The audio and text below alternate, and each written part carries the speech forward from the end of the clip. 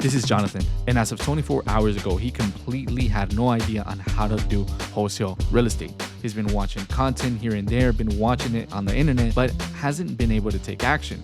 So in this video, we're gonna go over exact step-by-step on how to start a wholesale business, how to talk to sellers, and how to actually find a winning market. So if you're a complete beginner like him, I'll make sure to stay toward the end of this video.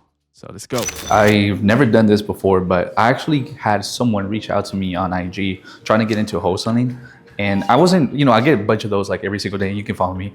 But I came to find out this guy was like living 30 minutes away from me. So I was like, you know what? Fuck it. Let's like try to do like some little workshop teaching him how to wholesale, the ins and outs. And it's like two birds, one stone. You guys also get to view it from the viewpoint of like someone just beginning. Guys over here. I guess I'll have him introduce himself. What's up, my guy? What's your name again? What's up, bro? Jonathan Hernandez. Jonathan Hernandez. What do you currently do, bro? I'm doing deliveries, but I'm trying to get into wholesaling. What type of deliveries? Like Amazon? Something like that, yeah. Yeah. Okay. All right. So long story short, what we're gonna go ahead and do, we're actually gonna go upstairs. We're gonna go from literally from the start, as if someone's just barely starting how to wholesale, giving him a little bit of context. We're gonna get some data and get some cold calls in and then go from there. You good being on camera, by the way? Yeah. All right. So yeah, long story short, that's what we're gonna go ahead and do. Start a wholesale business today. Go from there. I guess we can just kind of talk a little bit more before we even get like into like the wholesaling part, right? Kind of tell a little bit of your story, like you said, like straight out of high school. But yeah, I guess kind of give a little bit of your background. I kind of want this video to be more like as well as like I want people to see themselves through you as well. So yeah, kind of give your background. Like you mentioned, like straight out of high school, what you've done. Yeah, well, my name is Jonathan. I found out about wholesaling like a couple months ago. Coming straight out of high school, like I worked a lot of jobs. I did warehouse jobs, cleaned planes at one point, did roofing, installed solar panels, and yeah, I just kind of did like a little bit of everything. Mm-hmm. Yeah, until recently I found out about wholesaling. I came across your Instagram and I wanted to give it a try. Gotcha. So in regards of like the roofing and all that, like installing solar panels, I'm pretty sure it's a pretty lucrative business. Same thing with like what's the word? With detailing planes. What was kind of the reason that you just didn't continue, like double down on that? It wasn't really putting money in my pocket like that. And I want to help people around me also. I want to get them in a better position, And it's basically it. I want to help my family. Okay. No, 100%. And I'm a firm believer that like starting a business is one of the main things, or one of the main vehicles to get you to that point, right? Yeah. But okay. Also, before you even came across me, right? I'm assuming you had already heard of wholesaling before, right? Before you came across me. Yeah. Some other guy. Have you did you start doing anything at that exact time, or were you just kind of like consuming information and not really doing anything? Yeah, we're just looking at a lot of YouTube videos, bro. I wasn't really, I wasn't implementing the stuff that I was getting from the YouTube and that one dude. So, gotcha. What was kind of the main reason you didn't just like were like, damn, what if I fuck up? It was just a lot of stuff, too much information. Yeah. Yeah, and that's what a lot of people kind of hesitate starting. Is like what they like to call like analysis paralysis, because so much influx of information. And no, I get where you're coming from. And I'm a firm believer again that I tell everyone like action is going to be the best learning or like the best way to learn, right? Yeah. Of course, if there's someone alongside you that's already done it, yeah, that's the most ideal. You'll have all the tools necessary and all the information necessary to get to that point to where you can actually have success in this industry. But no, that's dope. So again, in this video, basically what we're gonna go ahead and do, we're gonna start wholesaling together. And I'm basically I'm gonna give you guys context from starting out, from someone like him, like literally just came across the industry, been hearing about it for a while, but not necessarily took action. And of course, what I ask from you too is just to ask questions, no matter how dumb it sounds, because sometimes, like coming from me, I'll skip over some little things that I don't acknowledge that are helpful because I've just been so involved in the game already. But in comparison to when I was like starting 4 years ago, I might not remember. Oh yeah, I remember that was one of the questions I had back then. So yeah, just for you to help others as well, is just like kind of ask, like, again, like no matter how dumb it is. But first off, we need to find a market. A lot of people, a lot of the content you were probably seeing at the where we seeing like, oh, cold call real estate agents on market, on Zillow, things like that. Yeah. So the way that I do it within my business, the way that we approach this is that we find very niche markets, markets that are a lot smaller in population. They're a little bit more smaller in regards of like the average home price, right? Of course, you can't really sell a property that's worth $1,000,000 or like over $800,000. That's where you kind of can get into a little bit more into the creative finance people, but that's a whole different realm. I would even consider that a whole different exit strategy. What we mainly focus on is traditional assignments and novations as well. So first off, it all starts with finding the ideal market. Again, we want to avoid metropolitan areas like big cities for two main reasons. One, the average home price on those areas are a lot higher, which means a more competent seller, which means that it just makes more sense for them to list it on the market to get the most money out of the buck, right? That's where a lot of realtors kind of monetize stuff at those transactions. And second, that's where you have these like big wholesale companies that are investing millions and millions of dollars into their marketing, literally every single month, year, whatever it may be. Like they're hitting these sellers with calls, they're hitting these sellers with SMS, they're hitting these sellers with mailers. They're literally hitting the seller with every single marketing strategy, right? And for you to like someone just starting out that has never really spoken to a seller, doesn't really know what's going on, you're gonna get stomped up. That's where you see those videos of like people like getting just like screamed at, like, oh, you're the fifth guy kind of calling me, because he's been getting called like crazy. Same thing with like the people that are like in some sort of like distress situation, like what's the word, eviction. They're getting evicted, or they're not necessarily evicted, they're losing their property, whether that be due to taxes, they're losing it to the city for some reason. Those people are getting hit every single day by like a bunch of people. Not only the big companies that are investing millions into their marketing, but also the people that are just coming across wholesaling that are just like starting out, right? Because a lot of people, they say push to call those individuals as well, people that are like getting losing their properties. So again, mainly what we're looking for is a little bit rural cities.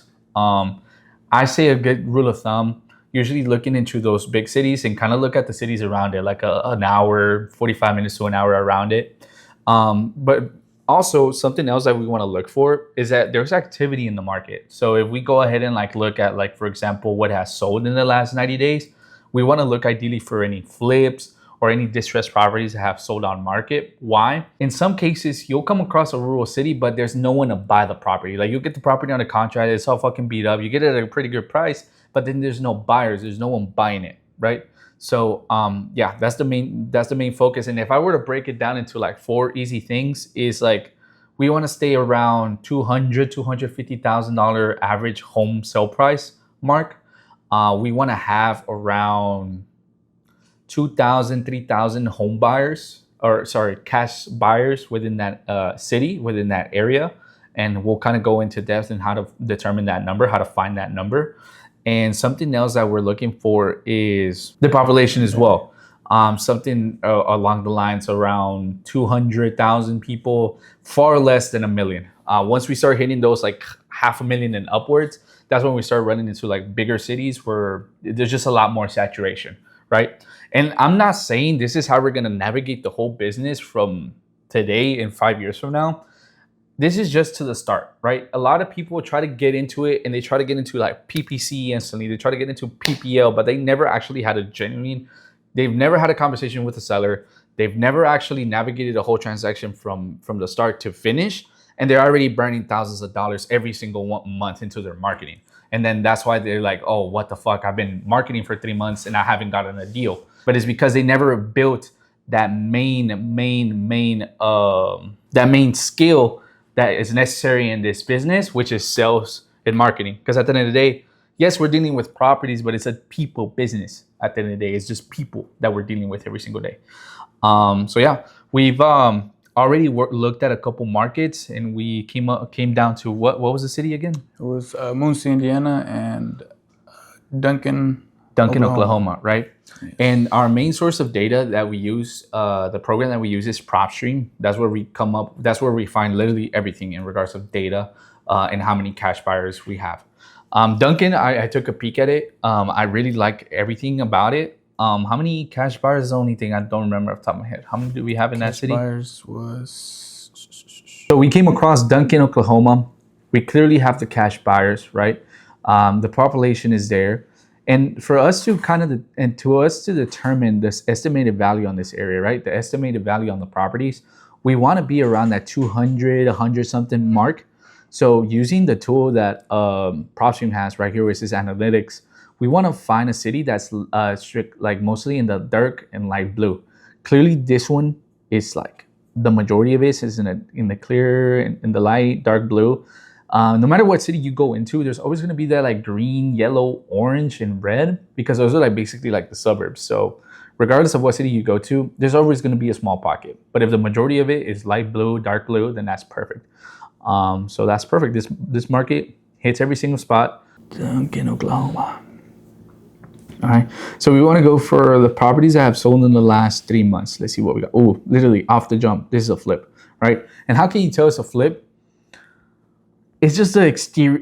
Fuck, I have developed an eye for it, but like the exterior is just not like a modern style exterior off the jump. Like it's just a like old style exterior, and then you start seeing like these agreeable grays, subway tiles, stainless steel appliances, things like that, which are very common that our flippers are doing, right? And it's not because they do it because of their taste. It's just what works right now. Everyone's attracted to those type of properties, so that's what we got. This one, it's not. That one's just somebody's like home that's been well maintained. Also, another good sign that they're flips. One, they're unoccupied, so there's like no one living in it. Stainless steel appliances, those like grayish colors. I can't really tell off of that one, to be honest. They also really invest into their photos. And sometimes I try to look for like here, like renovated or remodeled, things like that. That one didn't say anything. This one's clearly brand new. Like that one's brand new. That's how they're selling them, just like that. Yeah, so like these, okay. Also something else that we're looking for is distressed properties, right? This one's clearly distressed. Like they have a fucking wood as a like their lock. But what I want to look at is how long did it sit on the market. If it sold basically like in less than 30 days, that means that there's activity, right? That they're actively buying properties. But if it's been sitting there for months, it could be two things. It could be that they've just been asking for too much, or there's literally like no one trying to buy these type of properties, right? So it seems that it was listed on July 4th, and then got under contract a couple of days later, or like a week and a half later, and ended up closing August 2nd. So yeah, typically that's average, especially if they have outside financing. We're looking at around 21 days for a property to close, especially if they have outside financing. Let's leave this one in the back burner. What was the other one you said? It was Muncie, Indiana. Okay, so Muncie, we got 11,000 cash buyers. Great. We have light blue, dark blue, which are literally the sweet spot, the amount of the average home price that we're looking for. Now let's just see what the fuck going on. All right, this have sold in the last 90 days. We got some fucked up properties selling. I want to find some flips. Something else that we see commonly in a lot of these flips is that they tend to have these like crazy colors, or not crazy, but just like exaggerated. That like curb appeal colors, I'd say. So like that's why you see like yellow, red, light blue, green fucking doors in like a monotone property. And again, it's just like curb appeal. So that it instantly signals me like, oh, it's a flipper in there. Okay. And when you do that, you mostly look at the paint and yeah, the counters, or yeah. So and I appreciate you asking that, because again, I kind of already developed an eye for it. So ideally, what I'm looking for is agreeable gray colors. Again, I'm putting my fix and flipper hat on, and I'm looking for those things that appeal to new home buyers, right? That's like really attractive right now. So those agreeable gray colors are like light gray, white, which make the rooms look bigger, which just makes the homes look bigger. I'm looking also for stainless steel appliances, which are the newer appliances. I'm also looking for newer cabinets as well, so like white cabinets, things like that.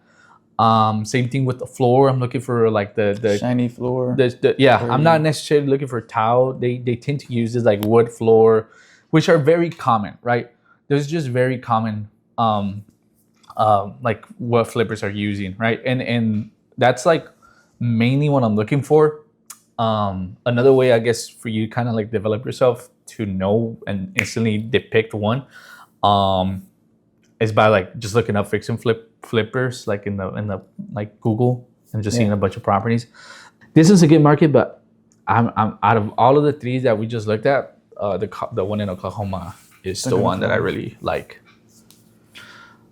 All right, perfect. So you can go from here. So the next step, once we determine a market, once we found a market, we go into PropStream. Again, PropStream is our main source of data. We use other platforms, but to start off in a market that we never worked in the past, and we just want to get quick data, that we just want to start talking to people today, PropStream is a way to go. And since I've been in the game, I understand the type of individual that is most likely to sell their property, right? One of the main things is that they're most likely to sell if the property is in distressed condition, right? A property that has been built I would say anything in the 2010s and up, most likely they're not going to be in distress, unless there's like tenants in it that's been in and out, that they just been having like they just ransacked the property, right? But it's not as common as people think. So we want to look at properties that have been built many years before. So we're looking, ideally I want to look around 1980, 1990, and that's where we start. And that's the oldest, right? No, we can even go far older than that, right? Like 1940s, but ideally I like to be in that 1980s, area, right? So I'll start at 1990, right? Depending on how big is the list. And what's the minimum built, the year built? Minimum? Yeah. We just leave it blank. So now up to 1980, those are the properties that we're going to be coming across, that we're going to they're going to give us. All right. So we're going to do single family. We're going to do condo townhomes.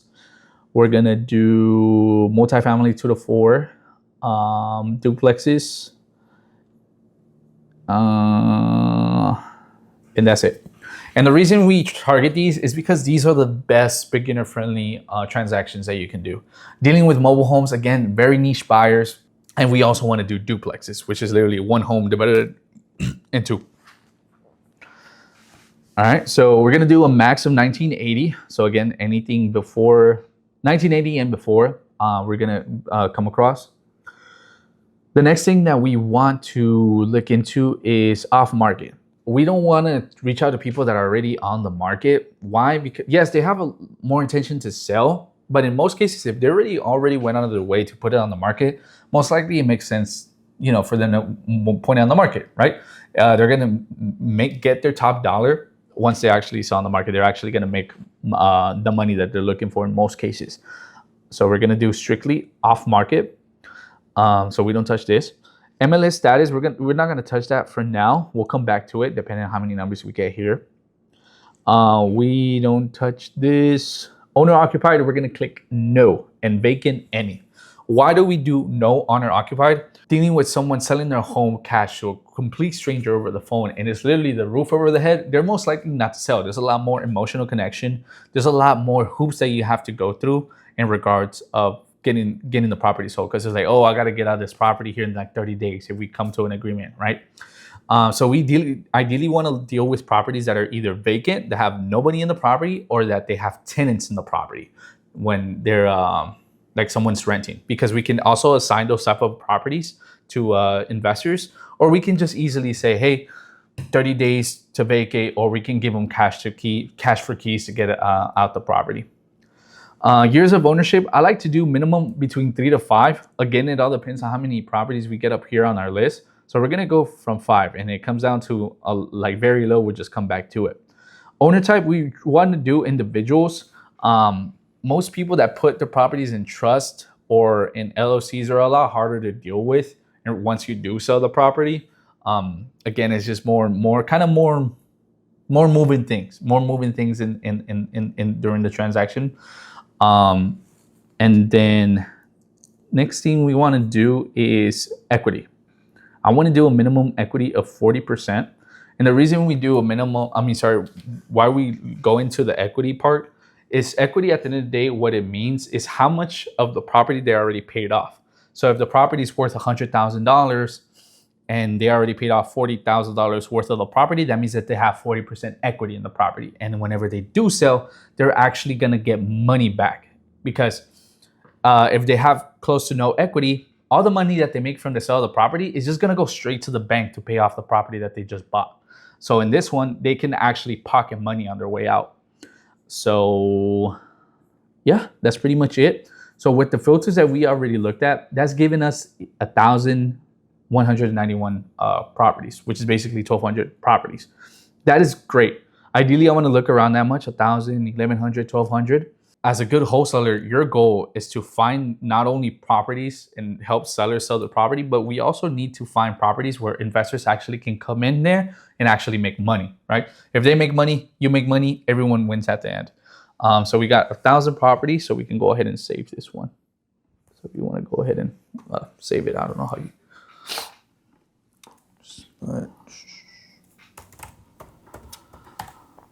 All right, so now that we found, literally pull a whole list of 1,000 something properties that would fall under the criteria that we're looking for, the next step is to skip trace it. Now, when it comes to skip tracing, don't go cheap with it. Don't go to fucking PropStream skip tracing. Don't go to like the cheapest fucking skip tracer, because that shit is going to dictate the performance of your market. If you actually go with the cheapest and get like the shitty ass data, it's going to lead to nothing. Out of those 1,000, maybe only 200, 300 people, they're actually going to be able to find their data, their information. Again, the goal here is that we need to talk to these individuals. So going really cheap on the skip tracing is going to hurt us in the long run. Right? So the one that I love to use and I've been using is direct skip. Is we just upload their the files to their template that they provide. And it's pretty simple. Just upload the file, just give it a couple seconds to upload. And then if you have a business partners or whoever, somebody else that got to be on top of all this shit, you can just CC them to the email. And also the great thing about direct skips compared to other skip tracers is that they're pretty quick. They'll probably take maybe 40 minutes, an hour max, sometimes even far less. Compared to the old skip tracers that I used to use, that shit used to take like 24 hours. Now what we want to do here is just we want to match it. So last name with last name, first name, mailing address, mailing city, mailing state to mailing state, mailing zip code to mailing zip code. Property address already set. Property city, is just city. All right, perfect. So now all we got to do is wait for the skip tracing to go through, and then I guess we'll rendezvous once. How do you get like the nerves out whenever you're cold calling for the first time? But a lot of the things that has always helped me has been caffeine. For some reason, it just gets me wired. Also, having a standing desk or like standing up just kind of gets your blood flowing. You're in the fucking mood. Like they can literally cuss you out, disrespect your whole fucking bloodline, and that shit would not phase you. But recently, I've been fucking with this gum a lot. Like this is not sponsored, but this shit's cracked. But it does. It does have caffeine. I got one in me. The goal. As soon as we get a lead, bro, go from there. But ideally, Starting to feel those nerves kicking in. The main thing that we want to knock out, right, in the first conversation, we're not trying to close them on the first call, right? We're literally hitting up cold leads. They're like, all these people had no intention to even work with us to begin with. Like, they haven't filled out a form online. They haven't like anything. Like, these are all completely cold. The goal with the first call is to see, are they interested in selling? Have they how much they want to sell for? Like, if we can get that out of there, out of them. Third, we also want to know their time frame. So like, how soon do you want to sell? Things like that. We want to get a little bit more creative on that question. I like to ask, well, my team and I, my partner and I, my brother and I, whatever you introduce yourself as, we tend to close between 15 to 30 days. Is that a little bit too fast or too slow for you, right? That's a little bit more creative way to say, look, how fast do you want to close? If they're like, oh, that's a little bit too fast, they most likely aren't that motivated, or it's a little bit too slow, like I want to sell yesterday, then perfect. We can still talk a little bit more. And also on the first call, we want to understand their motivation, right? So again, we have to get creative now in regards of how we talk to these individuals. We don't want to go straight in like, oh, what's your motivation in selling this fucking home? Why do you care? You're literally a random person out of the on the other side of the phone, right? I've never met you. You have no reason. You have no authority to ask me that fucking question. So the way that we get a little bit more creative is we start offering offers to them, like exit strategies. Okay, curious, have you ever thought of selling it on the market? Have you considered selling it on the market? That's one of the creative questions that I ask to get that a little bit, get the motivation out of them. Because a lot of the reasons that they don't sell is because there could be repairs. They don't want to deal with agents, whatever it may be. Ideally, the people you want to work with. And also, so you're also going to vet them. Are they the right people for us? Are we the right people for them? So we ask questions like, okay, we're mostly looking for properties that need a little bit of work that we can go in there and, fix up, things like that. By any chance, will you say that your property kind of falls under that criteria? If it does, perfect. If it doesn't, on to the next one. We're wasting time and we're wasting resources by sticking on the phone with someone that most likely would not be able to work with us, right? Of course, your goal is to get as many leads as possible, but if there's genuine people that you can't really help, you're honestly hurting yourself a lot more trying to push for it to become a lead instead of actually just genuinely finding people that would work with us, that our offer our service would actually benefit them in some sort of way. So yeah, I guess I'll let you start. And again, you get nervous during the call, there's a big red button that you can just end the call there. Again, all right, you got everything to gain, nothing to lose. Hey, William? Yes. Hey, this is John. I was just reaching out to see if you guys ever thought about selling that one property. Yeah, I'm gonna hold on to that property for now. But thank you though. Already, no problem. You have a good one. Pretty good. Clearly, you didn't show interest. No worries. We always got to come in with an abundance mindset. If not this person, the next person. At the end of the day, this industry, it is a numbers game. What I would have done a little bit different is...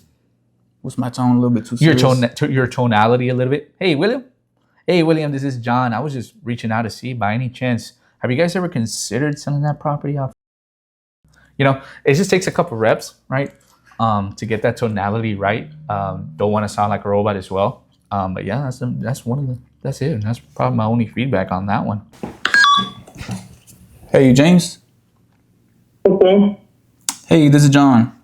Hey, I was just reaching out to see if, I was curious to see if you guys ever thought about selling that one property on East Elm Avenue. Say that one more time. I just wanted to see if you guys ever thought about selling that one property on East Elm Avenue. Oh, about selling it? Yes. I mean, I haven't thought about it in a while. Well, you want to make an offer or something on it? Well, me and my brother, we buy properties in the area, and we're just looking to get our next project. Right. All right. Do you have some time to talk about it? Did I catch you at a good time? Yeah, I mean, like I said, most of that stuff I talk it over with my wife. She's at work right now, but I got one over on it. I might consider selling. I'm Ask them if about to start working on it putting it on the market. Have you ever thought about? Did you already put that one on the market, or? The one I haven't really thought about selling anything really. I mean, everything I have for an investment. Because I'm always planning Tell on. them, okay, doing we're on the something same like, you know, side. Sounds like you're a getting them savvy fixed up, getting them investor. rented or So flip are them you or whatever mostly it is looking to I'm gonna do with buy them. at this exact moment? And if I'm doing a lot of work myself, then I can put more value into it, you know, by doing that versus me fixing it. But if my time is not there, like it right now, I'm busy doing other things. You know, I might Gotcha. consider selling one, and that's where I'm at with it. I'm at that point where I'm either going to start fixing it up or I'm just going to sell it. You know. Gotcha. Yeah, well, it looks like we're on the same side. Me and my brother, we also do the same. We fix them up and flip them. But Are you most likely looking to buy something right now? are you most likely to? I mean, I'm always open to ideas, and you know, the price is right, of course. Right now, the way rent's gone up, I mean, I can make more money over a course of say 5 to 10 years renting it than I can selling it and just getting a small amount. Where I'm sure y'all know that because you do, you know, you're doing what you said you're doing. Gotcha. So if you talk it over with your wife and she says yes, so you're willing to sell it? I mean, if she says yeah, I'm No, not. he's more like an investor. The one on I So I'm for sure I would thinking try to about. get him Like I as said, it like has as to a be cash buyer. a good Tell him, hey, amount, we 'cause come like I across said, a I've lot of already got the properties like metal these. for the metal If roof. something comes up that makes sense, are I you just got to get most it put likely on. looking to And buy right now? and in fact, I'm thinking about starting it next week, and that's where I told her I don't want to put a lot of work. If I put a lot of work into it, it's going to be a lot more. And I've got the windows for it. I've got bathroom. I got fixtures. I've got. He's already so water invested. lines, He's already you know, I done got all this everything shit. to do He's not really everything going to with. sell. And if I he just does, got to it get in has there to and be get it a done, very big number. or you know, sell it and spend my time doing other things.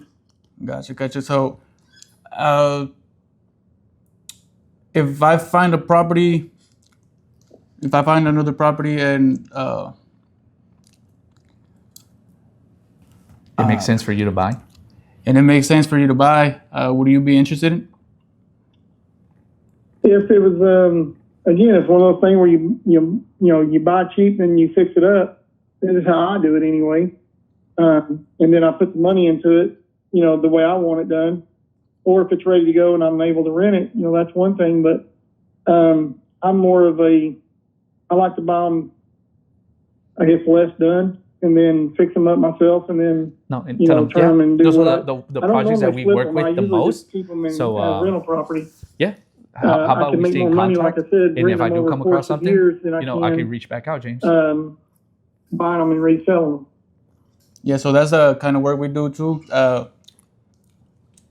If we come across a property, then we can stay in touch. We can give you a call. All right, so we had to make a cut. Long story short, that individual that we just got off the phone with was most likely going to serve us better as a cash buyer. He was very savvy. He already had a couple properties that he's already done like a lot of things. He said he already bought materials, blah, blah, blah. Like the only thing kind of holding him back right now is just time, right? Because so it would be just to build a relationship with him as a potential cash buyer. If it comes down to it, to the point he's like, you know what? I'm going to put my hands up. Look, I got this property. I'm not moving it. I'm not doing anything with it. Just give me the correct number and it would make sense, then sell it. But yeah, I would just keep kind of in touch. I would say like a soft cash buyer lead. He's kind of like in that area, in that space. But yeah, we're gonna continue from there. Alrighty. So yeah, we can just click join. But yeah, guys, that's where a lot of people they try to force a lead, when in most cases it's like it's not really a lead. It just serves you a different type of purpose, right? Like in this case, a cash buyer. Hey, Walter. Who are you looking for? Is this Walter? No, you got the wrong number. Hello. Hey, Matthew. Yes. Hey, this is John. Hey, I was just reaching out to see if you guys ever thought about selling that one property on South 13th Street. I don't know. We have somebody living there right now. But Oh, you got a tenant. who is this? This is John. John? Yes, sir. John who? John Hernandez. Do you guys do I you have know a you? tenant in there? No, it's my first time calling. No. Do you guys have a tenant in that property? You said you have a tenant Yeah. in that property? So are you just a buyer or something? Yeah, my brother and I were looking for properties. Me and my brother, we bought properties in the area. Do you have a tenant in that Yeah, property? I've got a tenant there right now. Do you have any other property you're interested in selling? I do not. You're mostly looking for a fixer-upper. Yeah, we're mostly looking for a fixer-upper. Do you know any family member or friend that's interested? No, I don't. All right, Matthew, I appreciate your time. Have a great one. All right, Matthew, I appreciate your time. You have a good one. Thanks. All right. With this one, every time they ask you a question, you hit them with one question back, right? So that gives them the opportunity for you to control the conversation throughout the whole call. You don't have to be dealing like you gave him the opportunity to give him to ask you those questions like, what's your name? What's your last name? How'd you get my number? Da, da, da. That's how you run into those questions if you don't control the conversation, right? And how do you control it? Hey, Matthew. Hey, Matthew, by any chance, have you ever considered selling that one property off of 13th Street? No, I have some people in there. Okay, gotcha. I see that you have some tenants in that property. Have you considered selling any other properties? We're mostly looking for fixer-uppers, right? He's now, and he keeps, I respond to his question, and then I ask him one back to the point where he doesn't get the opportunity to ask me back a question, right? If he's super savvy and he might read that, oh shit, this guy's just answering the question, he might do the same thing. Like, oh yeah, I do have a tenant there. Are you currently buying? Yeah, my brother and I were currently looking for properties, but we're mostly looking for fixer-uppers. Would you say this property kind of falls under that criteria? This is just a quick example. But yeah, to avoid that completely to the point where like they're asking you those questions like, how'd you get my number? What's your first name? What's your last name? Do I know you? They say, do I know you? No, this is I'm just calling you for the first time. We just came across this property. We went to Counter Records. It's like, hey, let me shoot him a call this weekend. Right? See if he ever considered selling. But since we're on the phone now, have you even considered selling, even with those tenants in there? In his case, he's not really looking, right? He just doesn't trust you, right? So yeah, we just want to mainly focus on trying to get the message across, but also have control of the conversation throughout as well. So we don't give them the opportunity to ask those dumbass questions. Because keep in mind, we're in a time where AI, computer callers are a thing. A lot of these people instantly hang up or don't want to talk to a computer in most cases. They don't want to deal with that, right? Like right now, trying to humanize the actual person on the other side of the phone is a lot more effective in comparison to doing a bunch of like AI calls with volume, right? Because at the end of the day, we are problem solvers, right? We're looking for someone that's in a position. Hey, James. Hello? Hey, James. Hey, this is John. Who? This is John. Hey, I was just reaching out John. to see if you guys ever thought about selling that one property on NC Street. I don't know what you're talking about, buddy.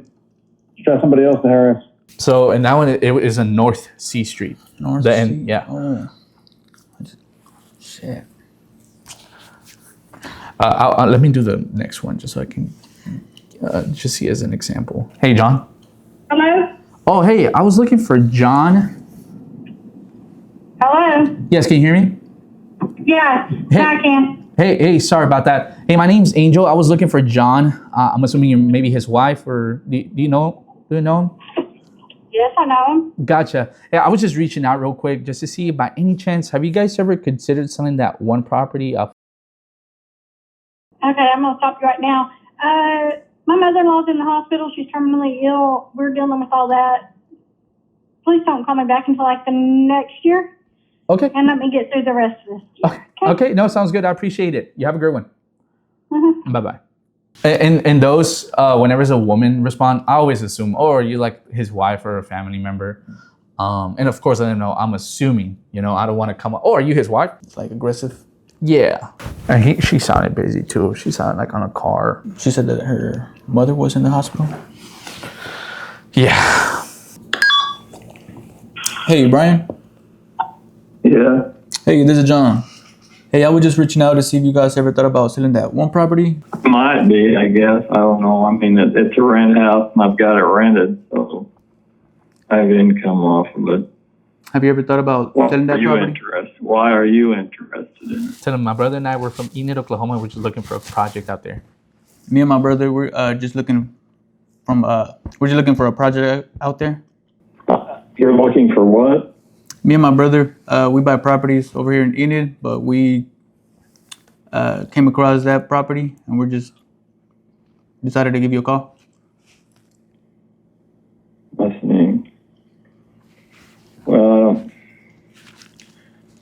because do you have a price you're willing to pay for it, or what? Do you have time to talk a little bit more about the property? Nah, fuck this guy. This guy's not fucking insane. Okay, so how I would have done it differently here? This guy is sounding monotone, first off. So I want to match that energy. Hey, Brian. He comes in, hey, Brian, look. He sounds like a straight shooter. He doesn't want to deal with the yappiness. So I was like, hey, Brian, look, my brother and I, we're out of Enid. I just know this because it's a city close by. I always say that we're from a city close by. Hey, I'm from Enid. I was just reaching out to see by any chance, have you guys ever considered selling that property off of Holly Avenue? Oh, no, I have a tenant there. Okay, I'm assuming, your tenant is doing pretty well. So most likely. Hey, Cody. Hello? Is this Cody? No, it's not. I'm his wife. Oh, well, my name is John. I was just reaching out to see if you guys ever thought about selling that one property on West Willow Avenue. Oh, okay. Hold on a second. I'll let you talk to him. Okay. I gotta find him. Sorry. No, you're fine. So when he comes in, hey, Cody, sorry, I didn't want to interrupt Dad. during the weekend, but Okay. have you guys ever considered selling that property off of Willow Avenue? Cody. And then tell them, hey, Cody. my brother and I were out of Um, Enid. We're looking for a project out here in Duncan. Just checking to see by any chance, Hello? Hey, Cody.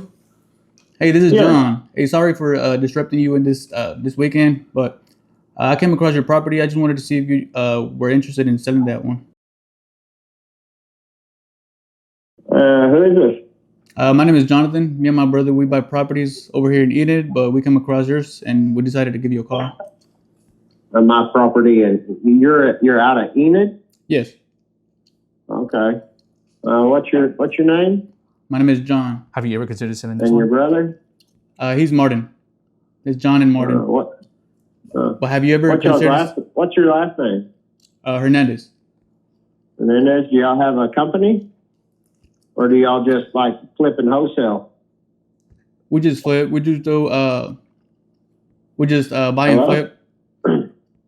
You're kind of breaking up real bad. Yeah, we just buy and flip. Have you considered selling this one? Yeah. We just buy and flip. Have you considered selling this one though? I'm about to sell it. Yeah. You listed it on the market? I'm about to put the final touches on it right now. So is it listed on the market or? Not yet. It should be by the end of November. It sounds like you already fixed it up. We're looking for something I that we don't can know go about in the and market. fix up. Depends Is there on, anything if else that somebody you else considered comes selling along that kind of and falls under that I don't have criteria? to deal with all that stuff. So it looks like you already fixed it up. We usually buy fixer-uppers. Would you happen to have any other property that you're looking to sell? I'm about to have one maybe in Texhoma. Yeah, sounds good. I'll send you my information. Is this your personal number? Sounds good. Then, I'll hit you up Monday or Tuesday. We'll come up with a good day to get together. Alrighty. 'Cause I'd like to talk to you about maybe even partnering on some deals. Now, straight up now, I have no problem with wholesaling and all that because I'm in the same game. So is that kind of what you do? You get the properties under contract and flip them for a good 5-10K profit? Yeah, I do the same thing, but yeah, I do those things. Yeah. Okay. Yeah. I don't have no Ask him, problem is with this that your kind number? of stuff And either. give him Some the number. people do. Realtors have a problem with that stuff. Yeah. But Is this your okay. personal number? No. So let me give you my personal number. Where'd you get this number at? County records. County records. Oh, okay. Let me know when you're ready. I'm ready. Tell him, are you currently buying in Enid? Are you currently buying in Enid?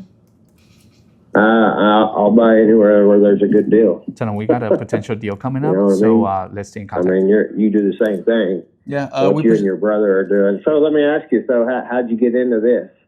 No, I have someone a close friend, and he helped me out get started. Yes, sir. And he does flips himself, but Yeah. we potentially have a project coming up, and we can stay in contact. Yeah, I mean, I might have a property you might be interested in Enid. But All right, so this guy, cash investor. Now we need to get a little bit better on that intro. I think they're like sensing like nervousness or something because they don't trust you. I don't get that. Like, oh, where'd you get my number from? Because like you got to come in like with full confidence. Like, yo, Cody, hey, this is so and so. I think is that one hesitation at the start. Hey, Cody, and then you hesitate a lot, and then you say, hey, this is John. I think you should go like, hey, Cody, hey, this is John. I was just checking to see by any chance, you happen to sell that one property off of Willow Avenue, right?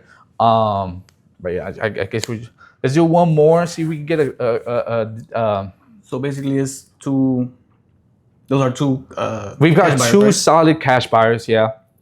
And then whenever they ask her, do you guys happen in wholesale? It's like, no, I mostly do fix and flips.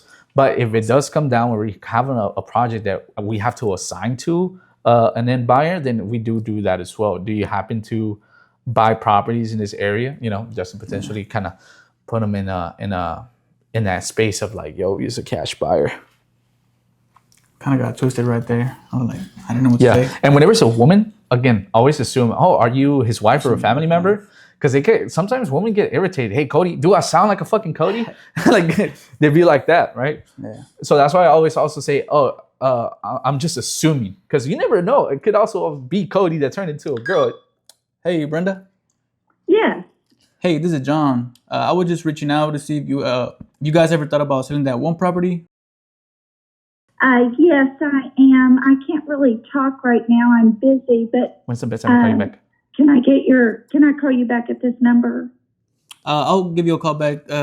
When's the best time to give you a call back? Probably in about an hour. In an hour. Alrighty, sounds good. Yeah. Okay, thank you. Thank you, Brenda. Bye-bye. Bye-bye.